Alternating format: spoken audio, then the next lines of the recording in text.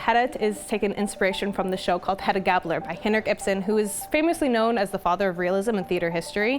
The story follows Hedda, who is a bacteriologist in this play, as she tries to figure out a solution to the climate crisis and whether that is within the study of bacteria.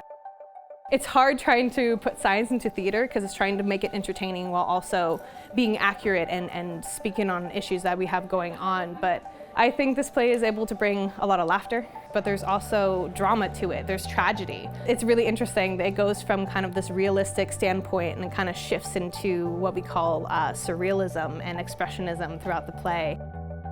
I think everyone should come out and see this production because it's about the climate crisis, it's about the world we live in, and the world surrounds us. It's an issue that's affecting everyone that lives on this planet. I hope you guys come out and laugh with us and cry with us and enjoy your time as we tell you about a climate crisis and the story of a woman who's just trying to solve it.